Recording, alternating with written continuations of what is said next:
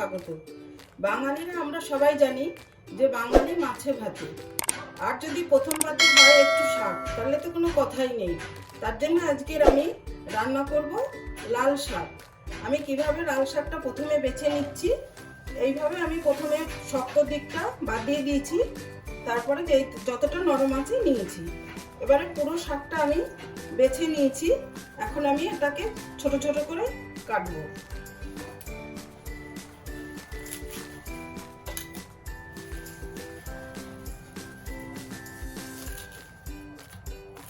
আমার সব শাকটা কাটা হয়ে গেছে। এবার আমি এটাকে ভালো করে জল পাল্টে পাল্টে ধুয়ে নেব। শাকটা আমি বারে জল পাল্টে ধুয়ে নিয়েছি। শাক একটু ভালো করে ধুতে হয়, এই শাকের মধ্যে বালি থাকে প্রচণ্ড, না ধুলে ওটা খাওয়ার সময় মুখে লাগবে। এবার আমি রান্নাটা শুরু করছি। আমার কড়াইটা গরম হয়ে গেছে, এখন আমি দিয়ে দেবো তেল। তেলটা গরম হয়ে গেলে আমি ফোড়ন দেব। ফোড়নের মধ্যে দেবো একটা শুকনো লঙ্কা, আমি 2 পিস করে নিয়েছি। শুকনো লঙ্কাটা একটু লাল হয়ে গেলে তারপরে দেবো আমি একটু আদা কুচো।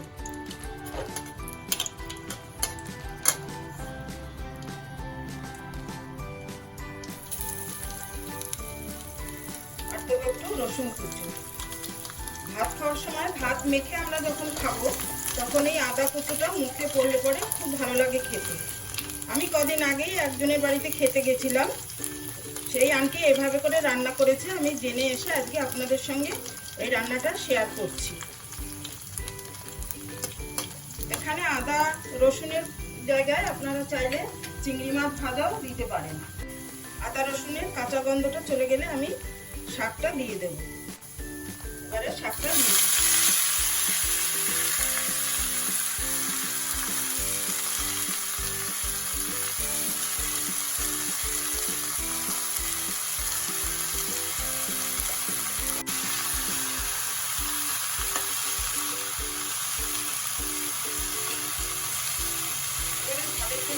আমি 4টে কাঁচা লঙ্কা কেটে রেখেছিলাম, এই কাঁচা লঙ্কা 4টে দিলাম। পরিমাণ মতো লবণ দিলাম, আর দিলাম হাফ চামচের মতো হলুদ। আর মিষ্টির জন্য দেবো আমি একটু জাগারি পাউডার। শাকে একটু মিষ্টি দিতে হয়, আপনারা চাইলে চিনিও দিতে পারেন।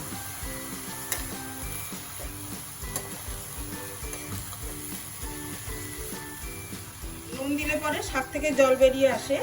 এবারে আমি শাকটাকে ঢেকে ঢেকে রান্না করব যতক্ষণ না জলটা শুকিয়ে যায়।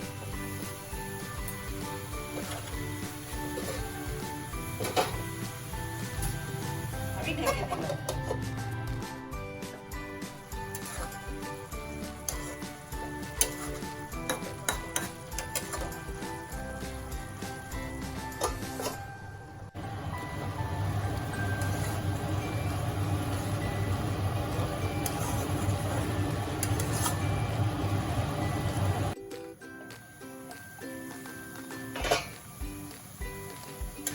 শাকটা এখন এই পর্যায়ে এসেছে। এখন আমি দিয়ে দেব, আমি আগে থেকে ভেজে রেখেছিলাম সাদা তিল আর পোস্ত, শুকনো কড়াইতে ভেজে রেখেছিলাম, ওটা আমি ওপর থেকে দিয়ে দেব। এটা দিলে শাকটা ভীষণ টেস্টি লাগে খেতে।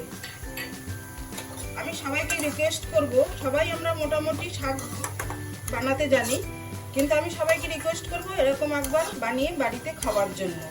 এটা ভীষণ ভালো লাগে খেতে।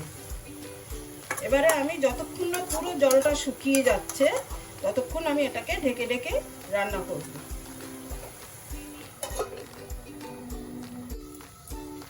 2-3 মিনিট পরে খুলে দেখছি, একটু নেড়েও দেখি।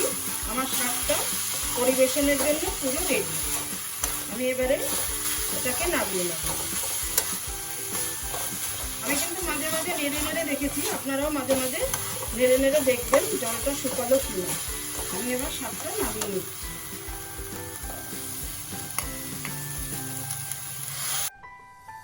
এই যে আমার শাক ভাজাটা পুরো রেডি। দেখতেই পাচ্ছেন আমি 2টো শুকনো লঙ্কা ভেজে দিয়েছি। এই শুকনো লঙ্কা ভাজা দিয়ে শাক ভাজাটা খেতে খুব দুর্দান্ত লাগে। আমাদের বাড়িতে শাক ভাজা হলে যদি আমি শুকনো লঙ্কা ভাজা না করি, তাহলে আমার দেওর তো খেতেই চায় না। তার বলেও শাক ভাজা খাওয়ার তো মজাই নেই। তো বন্ধুরা, আমার চ্যানেলটা সাবস্ক্রাইব করার অনুরোধ রইল। আজকের মতন আসি, দেখা হবে পরবর্তী নতুন ভিডিওর সাথে। ধন্যবাদ।